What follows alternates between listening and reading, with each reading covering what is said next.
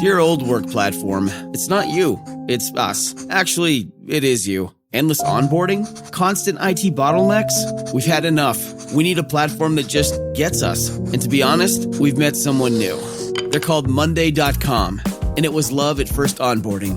Their beautiful dashboards, their customizable workflows got us floating on a digital cloud 9. So no hard feelings, but we're moving on. Monday.com, the first work platform you'll love to use.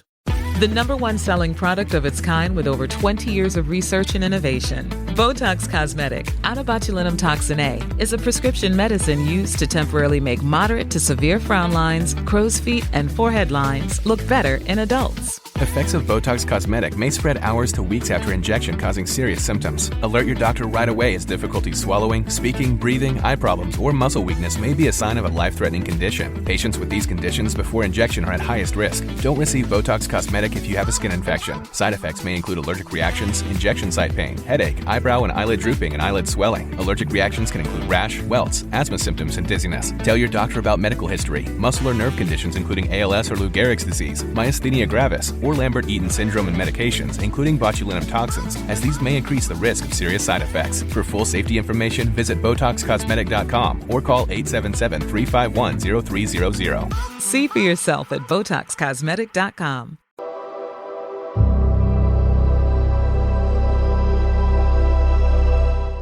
All right, so we're back with Ken and Mike this week. It's been an interesting week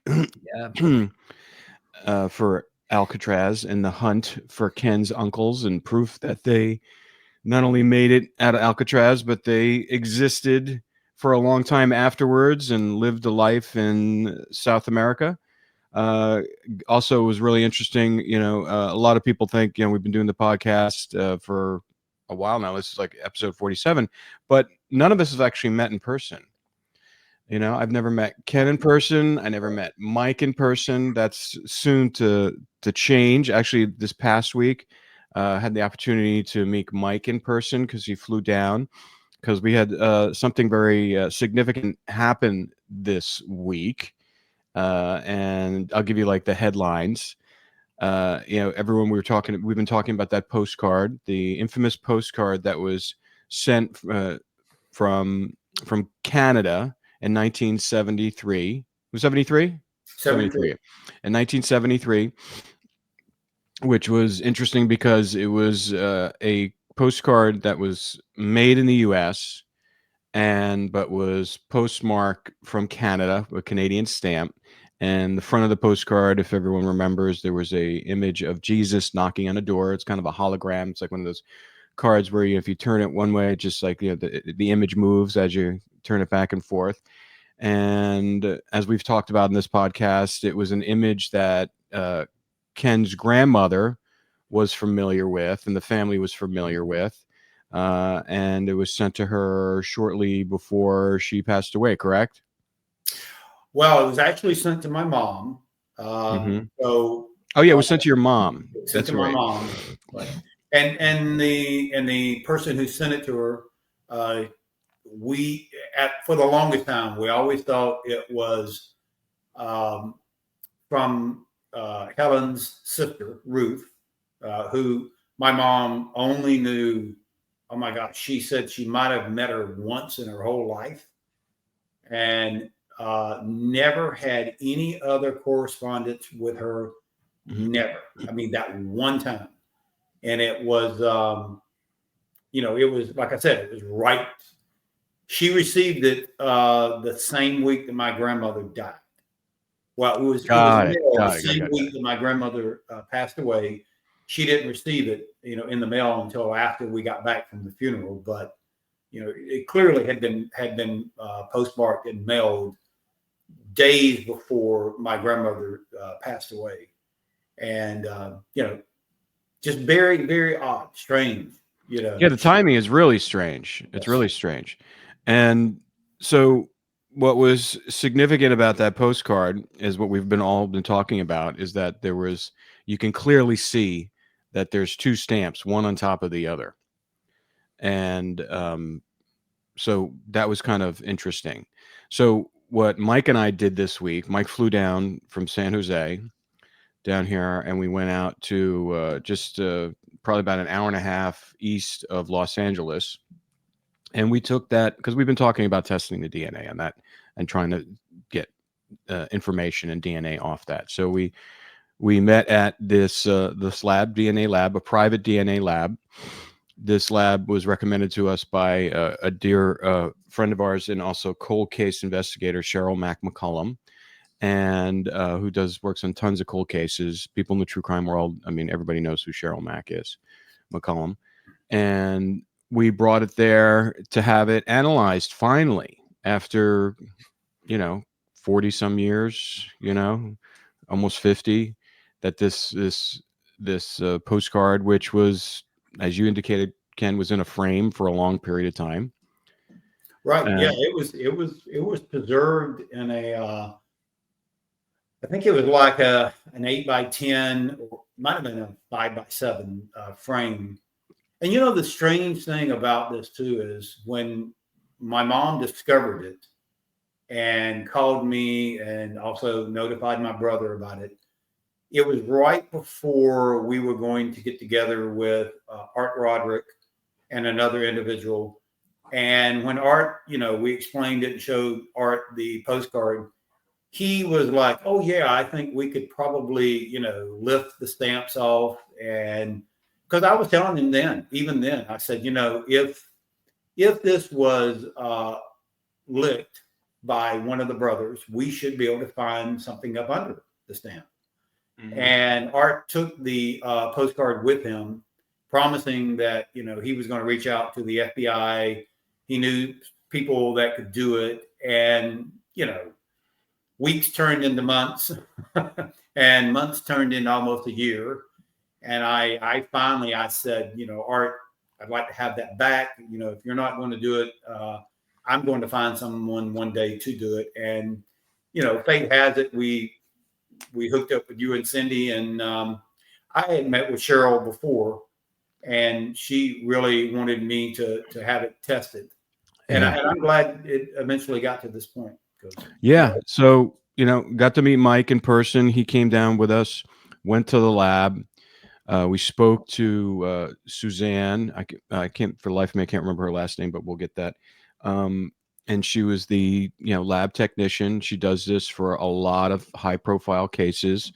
And it was very interesting to hear her describe the process of how she's going to do this. And, and like any kind of good, person, lab technician, she wasn't making any promises. She was just saying, well, this and that, and, this could happen, and this has to happen. It's like very interesting how they kind of, and I know because they don't know what they're walking into. She did say the fact that the card was preserved in a frame for so long is huge, because that means it hasn't been handled, or also wasn't, it wasn't stored in like a box in a hot attic somewhere, or, it looked, she said it looked really good, preserved really well, which is going to help the process. And then she started telling us what she was going to need to do in order to yield any kind of DNA results and get a sample. And Mike was there, and he talked about first steaming off the stamps. And she was pretty confident that there would be some sort of DNA on the stamps, because, people still lick stamps, but most of them are self-adhesive now, and self-adhesive stamps have been around for a long time.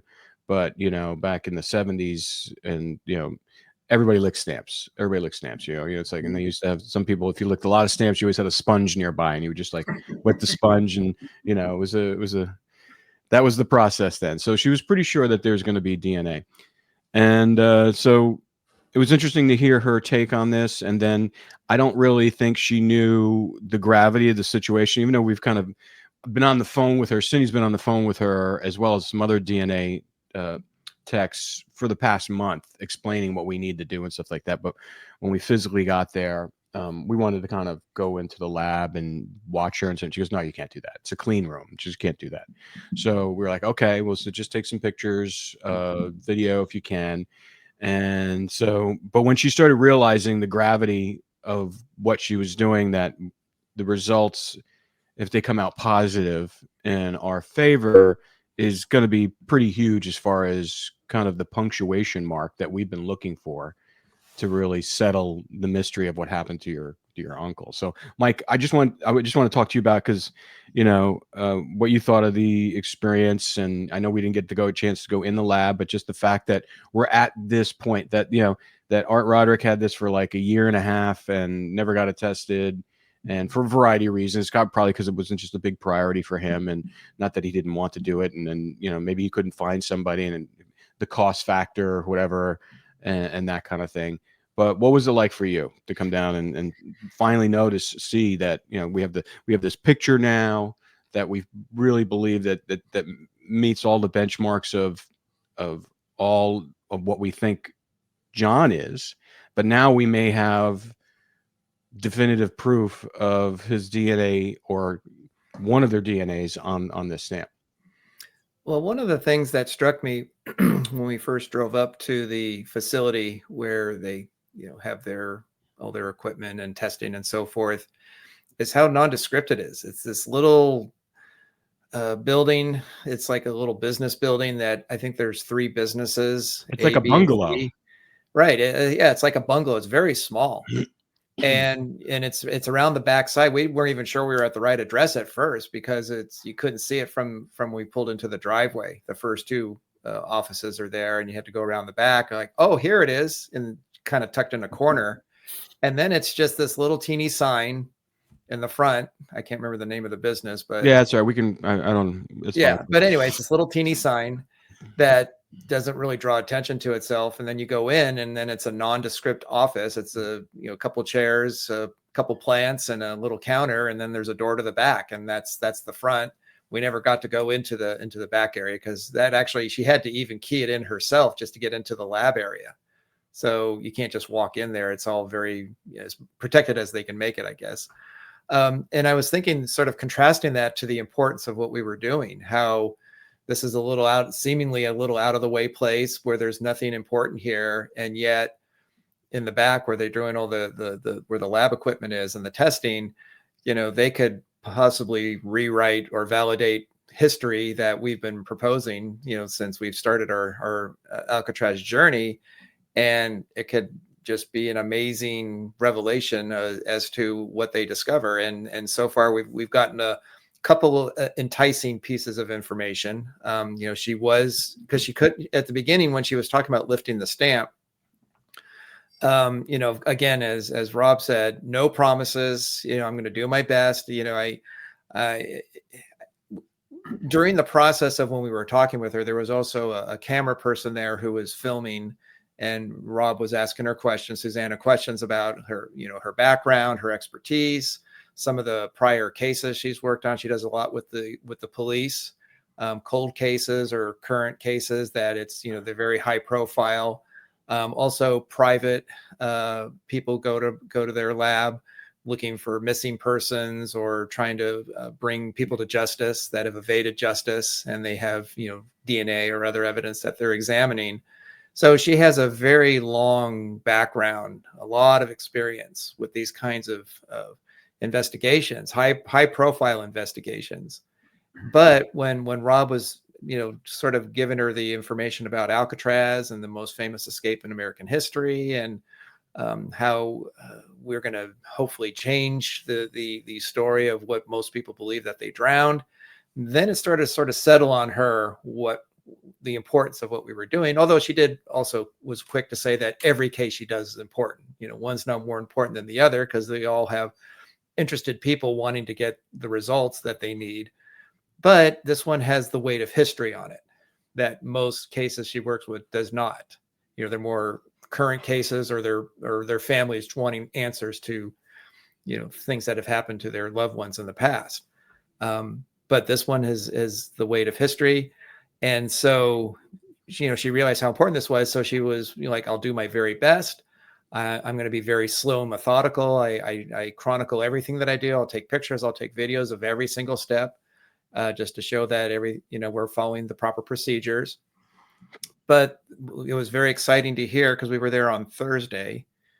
No, wait a minute. It On was Tuesday. Tuesday. Today's Thursday. On Tuesday, that the next day, she said that she was able to lift the stamp, which was very exciting because she said, depending on the conditions, that it had the postcard had experienced for a number of years, although it was very good conditions, it was in a home for the majority of that time, which was, it's not like you said, there's not swings of temperature, like if it's in an attic or if it's in a garage somewhere where it's freezing in the winter and boiling hot in the summer, that could really affect DNA in a very negative way. But if it's in a home, obviously temperature is regulated, so it's more streamlined and more consistent of temperature, no wild swings. And that it was in a picture frame, again, keeping it as pristine as possible, no handling, no touching, not getting wet, things aren't happening to the postcard just through, exposure to people. So untouched for decades. But one of the concerns she had was the strength of the glue on the stamp. If the glue was really affixed to the cardboard back of the postcard, it doesn't lift very well. It tears it. It's not pristine. And so that's why it was going to take her several hours of dampening the stamp and doing it bit by bit until finally the glue let go and she was able to lift it. And she did lift it. And even better, which was even more of a concern, was that she was able to separate the two stamps, which in my mind was even trickier than lifting it off the postcard. Yeah. And so now we have two sources of DNA, which is amazing. It's not just the one. Yeah. And then what's really interesting, and Ken, what were you hoping that second stamp underneath? I remember when we called you yesterday and when we told you what it was. What were you hoping that stamp that was covered by the Canadian stamp was? Gosh, I really was hoping that it was a Brazilian stamp, or at least some stamp that was a foreign stamp. That was my hope, But even if it wasn't, and I don't know how much you want to reveal to our listeners today, but just the fact that she was able to separate the two stamps, which means that whoever licked the first stamp, regardless of what it was, there's DNA now up under that stamp also. So we have a really good chance at finding out, did this come from one of my uncles? Yeah. Well, I think we can talk about that because we're not going to, obviously we won't have the results of the DNA, the official DNA for probably till the end of April. So we're talking like 3 to 4 weeks for that. But I think what's important is that when she called us yesterday morning, she actually called Cindy, and we were, when we left there, she said, well, I'll give you a call tomorrow morning. I'll know whether or not I have a good sample and if I can determine what that other stamp was. So everything that could have possibly went right with her process in the beginning went right. So she was able to remove the stamp, identify the second stamp that was under there, and that was a U.S. stamp, which I kind of thought it was going to be, only because just because it was a U.S. postcard, and the fact that, and we've talked about this before, and that because it was mailed from Windsor, Canada, Ontario, which is literally a stone's throw from Detroit. It's like literally right across the border. Right across. I mean, you can see Windsor. You can, like I said, when the first time I was in Detroit, I made a wrong turn, went over a bridge, and then someone asked me for my passport. And I go, well, I didn't know I was in Canada, and they let you make a turn. And, but yeah, it was really interesting and to me, my theory is that they were in the States. How they got into the States, I mean, because we know that from some of the, I think it was the Whitey's letters or something that were Mickey Cohen or who we had from, or maybe Fred Breezy, I can't remember which one it was, that provided these guys with, when they got on that plane after they got out of the bay and made it to plane, that there was cash, there was passports, there was he had set them up so they were able to, cross borders if they had to and show documentation. So I thought that was, and so if that's the case, if they had foreign passports with new identities, they could travel across borders, because like in the 70s, unlike today where everything is so electronic, facial recognition, they can kind of track you everywhere. Back then, they didn't really track border crossings the way they do now. So they theoretically could have made it. And plus, if they're under an assumed name and another fake identity, it wouldn't really come up.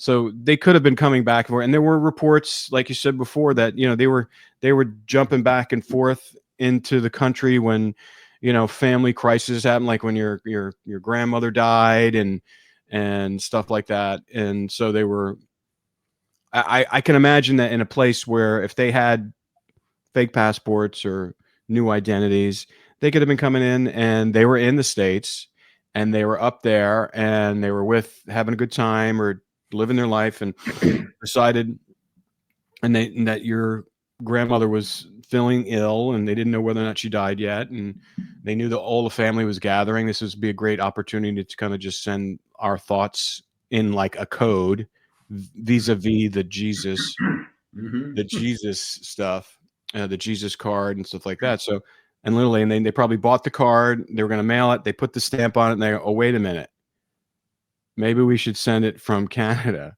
You know, it was like a last minute thought, just almost like as a head fake to anybody, because they were always so crafty and very, you know, they were always thinking of how they could possibly get caught. And so to me, it was just kind of like a head fake to the authorities. If for some reason they confiscated the card and they say, well, where's this card from? Who's it from? Who's Ruth? You know, because your family had been under surveillance for such a long time. And then even when they were not under surveillance, your family was always cautious because they didn't know whether or not they were under surveillance. Right. So I thought that was interesting that they found a USA stamp on there. I think she said it was like a 6-cent postcard stamp or something like that, whatever it was for you know, because it was 73. I don't know. Postcard stamps are always a lot cheaper than a regular stamp. And but yeah, I thought. What do you think about that, Ken? You know, there's so much strange about the postcard itself. You know, if you buy a postcard in the United States, let's say you're in Detroit and you know you have a U.S. stamp on it, why not just drop it in the mail then? You know, why do you need to travel across the border into Windsor to buy a Canadian stamp to mail it? And then, you know, you mail it to my mom from an individual that she really didn't know and has never had any other correspondence with before or after. You know, whoever wrote that postcard, and there was more than one person because they do reference we and us. They knew that my mom and myself and my younger brother were at my grandmother's house that week before she died. How they had that kind of knowledge, I don't know. And then they use an image on the card that is very similar to an image that was in my grandmother's house. So just the whole story is that, you know, I never really even knew that that's what it was in that picture frame for all these years. And, you know, when we found out what it was, it just right off the bat, my brain started running. You know, this doesn't make any sense. You know, why in the world would someone send you this postcard out of Canada? It's not even a Canadian. You know, if I was traveling in Canada and wanted to send my mom a postcard, it would be something around the Canadian, you know, scenery or something. Yeah, something. It wouldn't have been a picture of Jesus so, knocking on the door. It's just crazy. And so even though the stamp didn't turn out to be what I thought it and was hoping it was going to be, I get the impression that and feel like that we're going to find that DNA is truly either John or Clarence. Do you think, I mean, because this is the thing that I was thinking about just now when you're talking, because they knew that the family was down, all gathered together for your grandmother and stuff like that. That's kind of like, you know, correspondence. Let's just say, you know, they were keeping correspondence with Uncle Man. which I don't think they probably were with a letter. I think he was, to me, I think Uncle Man, because this is the day back then there was payphones everywhere. So, I'm sure if they were speaking, something tells me they were speaking over the phone, whether it's through a payphone and then wherever they were, because you really couldn't track that back then. There's no really way, unless you knew where these two people were and you knew where to start tracking it as they're speaking. But you can make anonymous calls from payphones. You can track, but if you didn't know where these calls were being made from and you didn't know when they were being made, you could easily, Uncle Man could have been going to a payphone, calling them, whether or not they're in the country, whether they were up in Michigan or whether they were in Canada, or even if they were in like Brazil or Mexico, he could call them and they could communicate. And because to me, it seems like the information was getting to them very fast. And that might have been why Uncle Man, when he was close to dying, told my aunt that he was in contact with them for the first 25 years. And it might have been for that very reason, like you said. I never really kind of thought about that. The first 25 years after their escape, they didn't have the technology that we have today. He would have called them, like you said, on a payphone. He could have gone down into Tampa or right outside of Ruskin. He could have picked up a payphone. They would have known to trace that call. They wouldn't have been like today, him picking up a cell phone. They can easily trace that now, and it's assigned to a person. So maybe that is the reason why it was so easy to keep in contact with them for the first 25 years. Because I always used to think, well, why did you quit contacting them? But the contacting method probably changed because as the technology got more adapt to tracking people, their activities and contacts were limited. Yeah. What do you think, Mike? Well, for the longest time, I always thought it was very intriguing that it's this little town just across the border from Detroit, Michigan. I thought, why would they mail a postcard from there? And so I thought for a long time that the brothers, one or both of the brothers, it was a rendezvous to meet them up there. They meet them in Canada, and the family just goes across the border, across the bridge, across the river, meets with them, and then comes back and then, kind of go about their lives, which sort of suggested in my mind that there'd be periodic times together where the family would sort of meet clandestinely. But with the stamp, the bottom stamp being American, kind of the picture that you painted, I kind of agree with that it seems like they were there in Detroit and we're meeting together, and they get, they have the information about their mother being ill, and they send the postcard in sort of a coded way about, again, like Ken has said, how would Ruth have known where the mother was and that she was not well? Somebody had to tell her this information, most likely from the brothers who got it from their brother, Uncle, Ken's Uncle Man. And so they were initially going to mail it, had prepared written the postcard, got the stamp. And then at some point between mailing it and, getting it ready, they have a change of heart. They think, hey, if we mail it from here and the authorities somehow find out about it and investigate, they can catch us up here. So let's cover our tracks a little bit better and go to Canada across the border, mail it from there. So if they start snooping around, they're looking in Canada. They're not looking in Detroit. Second thought I had was, and Ken, you can correct me if I'm wrong, but this is something we never talked about in the podcast at all, that when the family was in Ruskin, we've talked about how poor they were and it was kind of a hand-to-mouth existence. One of the things that they would do, I don't know, I think this was a yearly thing, as I recall. I was just about to bring that up. Yeah, they would go up to Michigan to harvest, I think it was cherries, as I recall. Cherries. They pick cherries once a year. What? Yes. Yeah, up in Michigan. The whole family went to Michigan. Get ready for Netflix's gripping new medical drama, Pulse. Set in a cutting-edge Miami trauma center, third-year resident Dr. Danny Sims is unexpectedly thrust into a promotion when beloved chief resident Dr. Xander Phillips gets suspended. Then, with the emotional and physical stakes at their highest, a storm will push the hospital and its residents to their limits. Witness how life can change in a heartbeat when you're operating under pressure. Watch Pulse April 3rd, only on Netflix. I can say to my new Samsung Galaxy S25 Ultra, hey, find a keto-friendly restaurant nearby and text it to Beth and Steve. And it does, without me lifting a finger. So I can get in more squats anywhere I can. 1, 2, 3. Will that be cash or credit? Credit. 4. Galaxy S25 Ultra, the AI companion that does the heavy lifting so you can do you. Get yours at Samsung.com. Compatible with select apps. Requires Google Gemini account. Results may vary based on input. Check responses for accuracy. Taxes was feeling so stuck.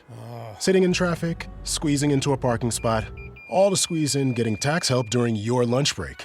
Now Taxes is a TurboTax expert who does your taxes for you, while you go about your day getting real-time notifications about their progress and the most money back guaranteed.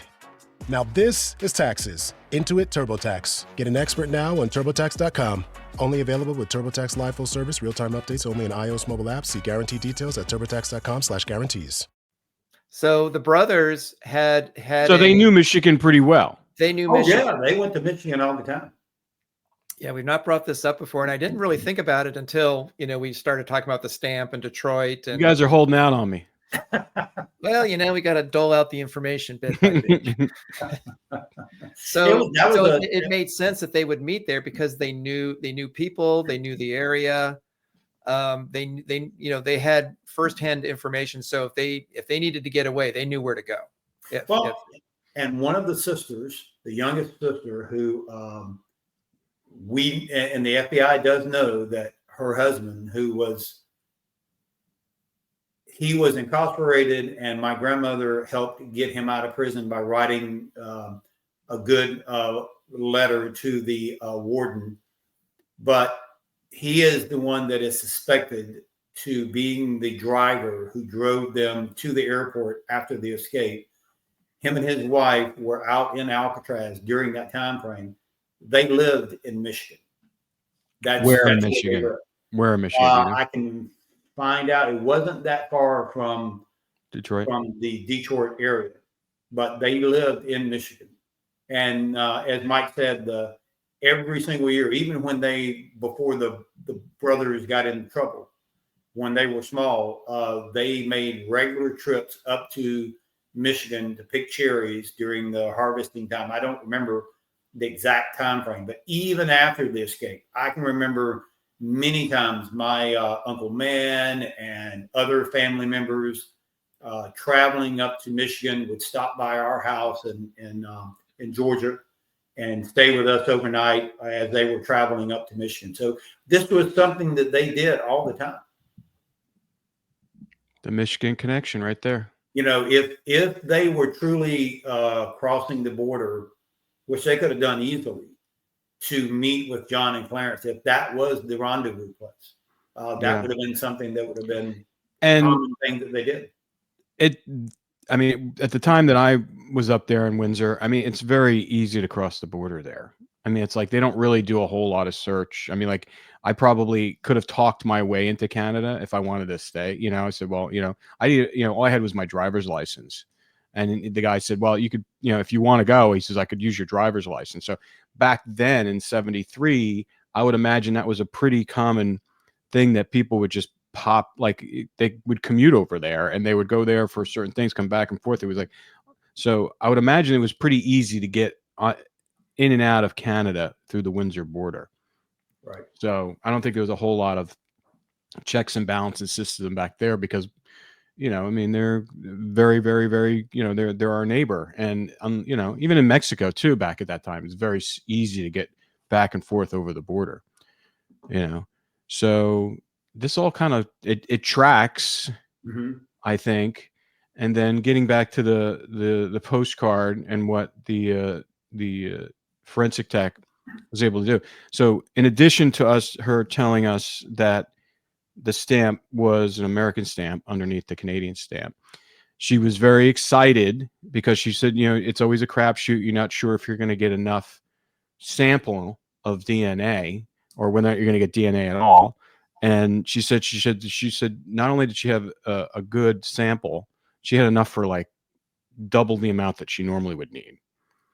And the one thing she did tell us is the DNA, because it still has to go through another few stages of stuff, which is going to take weeks. But there was male DNA on that stamp.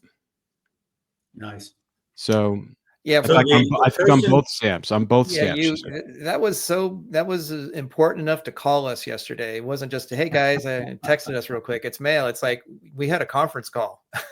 Yeah, it was that important. And when I heard that, I was so shocked, but pleasantly shocked, because I thought for sure it was going to be female. Ruth wrote the letter or the postcard. Ruth was going to lick the stamp. Right. And the fact that it's male it's shocking that she would write it and somebody else would lick the stamp. It doesn't usually happen that way. The person who writes is the person who licks, and it didn't happen. So what does that mean? There's a story there. There's something happened between the two events that the other person would think or would do that. And so that is that is very good news. it is really good news. It's exciting. I mean, in addition to the photograph and this, like I said, this could be, the smoking gun that we've been looking for. And it's funny because for the longest time we've been trying to track down a relative, which we're still trying to do, by the way. And we're making pretty good headway in that department, and through some other sources and stuff like that. But if you can have some sort of like definitive evidence like this, because DNA doesn't lie, so everything else you could say, well, it's hearsay, I saw this and this, but we have two things that are pretty solid right now. We have that photograph, and it's not just that photograph, there's another photograph too, of John in Brazil under an assumed name.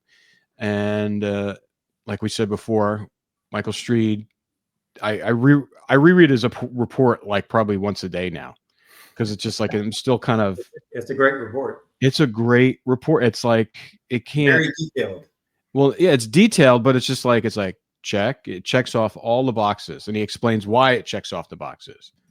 And then the overlay, when they just overlaid the photographs on top of it, he had his mugshot from Alcatraz, one from the Atlanta Federal Prison, and then the photograph that we were given, and he just merges them together and they all match up, which is kind of bizarre. But on top of that, with this potential DNA proof looming, hopefully we'll hear like in 3 weeks, and it's exciting. It's exciting that we're still finding new stuff.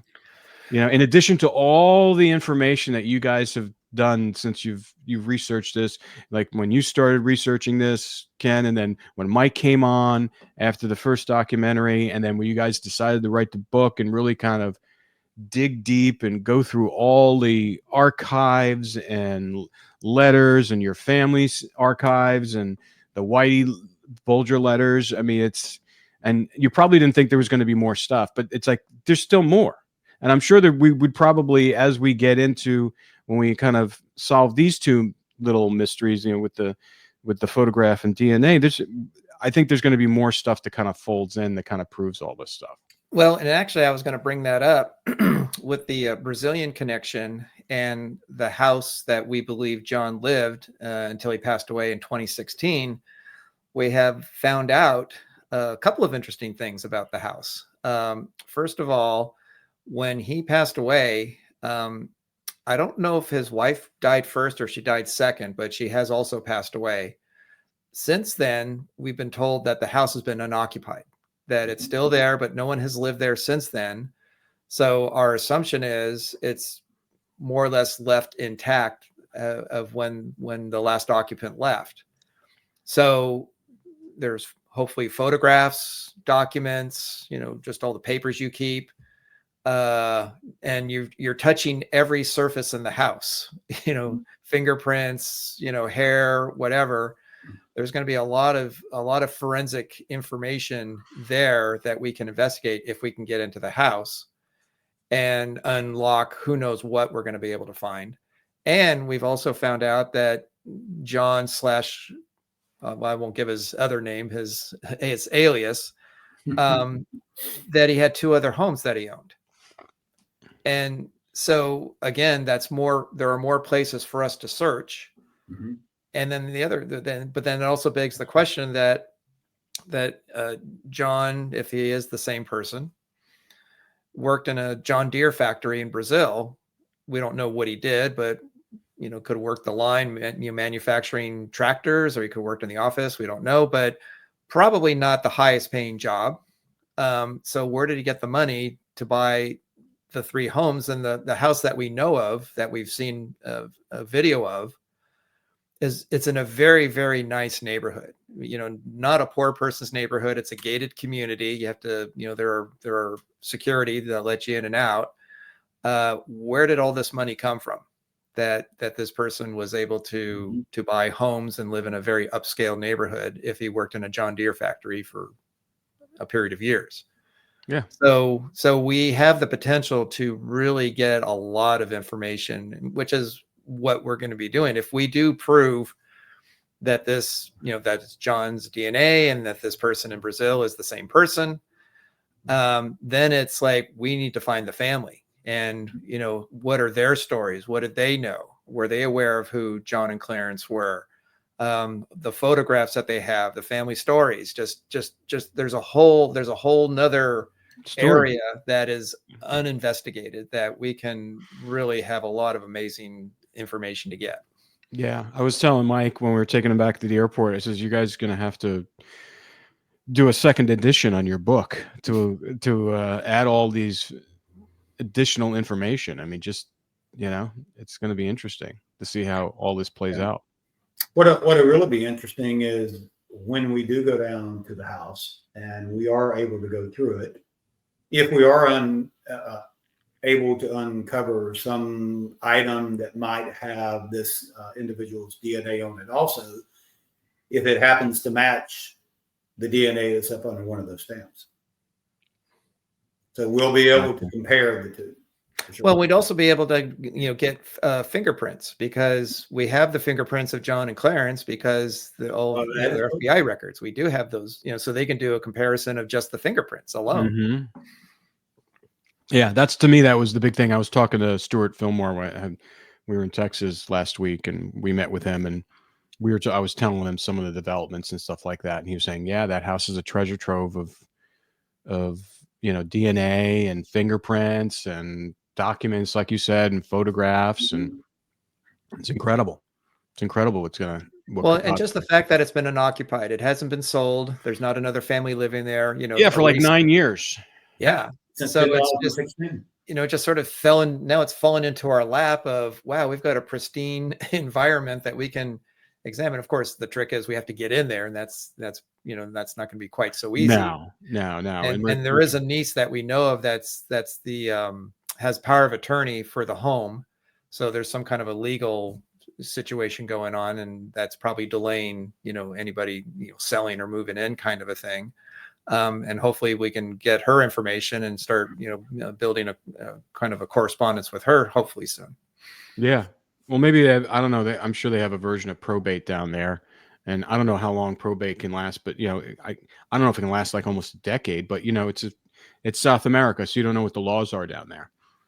But that it may be just in kind of like a limbo, like, a financial limbo right now, or, bureaucracy or something like that. And they don't know who it really belongs to, even though the person is the power of attorney. Does it belong to her? And there also may be a situation where it may have a lien on it or something like that. So if there's a lot of legal stuff that could be kind of entangling the reason why it's not occupied. But, it's crazy. It's just like, so we're waiting. We're hopeful. We're glad that the forensic tech is excited, because when she called us, she was very excited because, as you know, Mike, she was doing that kind of technician dance, or like, kind of dumbing everything down, saying, well, this is, the likelihood of this happening. She was kind of reducing her. We're like, okay, all right, well, here's the card. Best you can, and we'll hope for the best. Exactly. So the fact she doesn't want to give false promises of, we're describing her how the postcard was kept, but she doesn't know what happened. And so Exactly. she's not going to say, well, it sounds like I'll get a lot of information then. And then in the end, it's like, I didn't get much at all. And then we feel like, well, then it's your fault that this happened because you said. So she has to really downplay our expectations. Easier to go up than it is to come down. Exactly. I agree. But she's, like I said, she's got plenty of sample material. She said enough, because remember the process is like she has to, once she gets it, then if there's enough, then she has to replicate it. She has to duplicate it. So she has a copy of it. And then she takes that copy and then at one point she can run it through a genealogical kind of system too, which could match up, which could also give us some answers too. And that's a crazy thing there too, because you realize how close we actually might be to closing this case for good. I thought the picture in 2015, once it was, identified by Michael Street so positively, and then in 2022, when Josh Gates had it looked at and it came back even stronger, identification of John. Now we get this other photograph, and it's got even more markers than the first photograph. And now we're talking about DNA. I thought the other photos pretty much put the nail in the coffin, but this will, if one of them comes back, if the DNA comes back to be either or John and Clarence, I don't know how anybody can come to any type of conclusion other than they were alive, at least one of them, in 1973. Yeah. So what's really interesting, what we can wrap up here with this last topic, is that the next step is, and we've already kind of moved on this, because the one thing she said that she needed DNA samples, but we're going to get a DNA sample, a fresh one from your mom, coming up next week. And then also we need to get some male DNA samples from your family. So we're working on that right now as well. And that's probably going to happen, And so she said that'll really help solidify the matching. What's kind of interesting, I just thought about was, if this turns out to be one of them, and they were up in the Canada area in 1973, that's about the same time frame that Breezy, at some point in time, flies down to Brazil. It's very possible that they came up from Brazil with him, or that's how they went back, was with him on that plane, because it is known that when he traveled down there were two individuals traveling with him. Really? Yes. When he flew down, according to his ex-wife, Judy Breezy, he did not go alone. Two other men went with him. And she told me one time that the two men in the photo, Breezy identified them by different names. And she said that the individual that we have been able to positively identify as close as we could, 99.7%, as being John, actually came to her house in 1973, 74, and then left. She had never met him before. He came in with Breezy, and then he went north. Now, she didn't know where he went, never saw him again, but he did come and spend the night at their house. Well, that would explain a lot, because Fred Breezy knew how to fly under the radar and get in and out of the country. So I'm sure they did do something like that, because there's reports, your grandmother's funeral. There are other people, when your grandfather died, there's reports of people seeing them there, or people that they didn't know who it was. But why would they be showing up at? Which was it for your grandmother or for your grandfather that they showed up at the funeral home? Well, they supposedly people saw them at the funeral home. My grandfather in 89, I believe it was 89, he died. And then my grandmother, of course, died 73, right after that postcard was mailed. and they were reportedly seen there as, the famous dressed as two women. So, yeah. And yeah, that was at the grave site. Yeah, I was thinking about that when we were talking earlier about, they were up in Canada, just a week or so before, the mother died when they mailed the postcard. And I thought, how did they get down to Florida so quickly?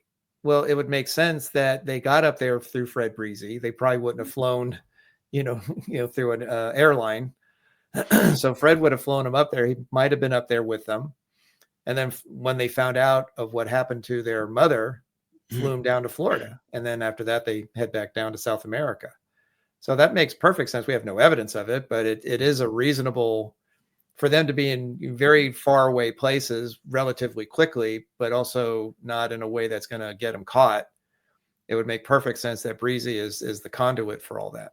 Yeah. And I don't know what the deal was with flight plans back then, like, for private planes and stuff like that. I don't know how much of a stickler, once you're in the United States, how much you have to, you have to fly. You have to, if you're landing at an airfield, you have to submit a flight plan. But he's landing at all these weird places. He can be landing in fields and I've seen this landing strip that he in 1976 crashes his plane as he's bringing drugs in from Colombia, and this is what gets him caught.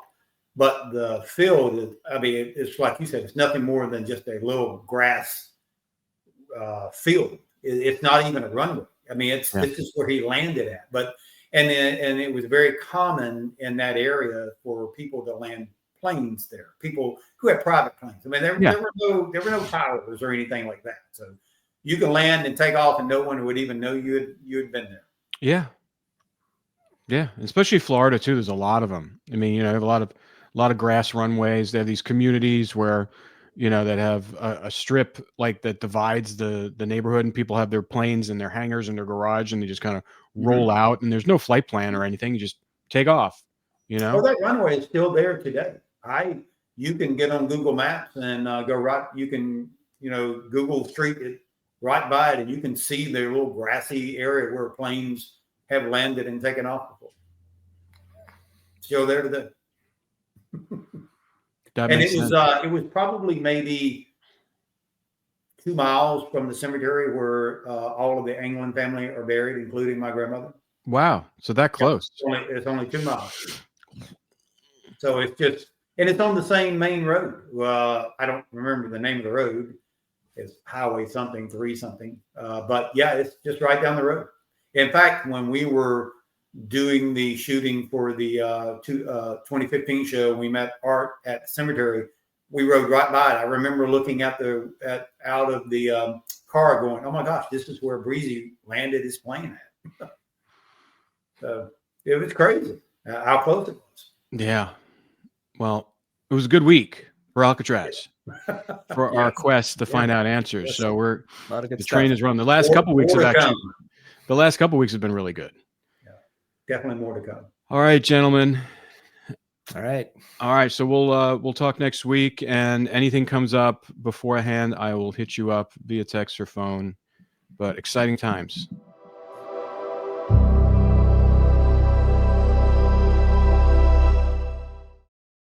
All you homeowners have unique needs. Some feel the need to paint their door a vibrant shade of blue. Others have the need to decorate their bathroom with fish, anchors, and other nautical items. And because each homeowner has unique needs, Geico helps you get the right coverage for your home and what's in it. That way, you get exactly what's right for you, even if your needs are unique. Get more with Geico.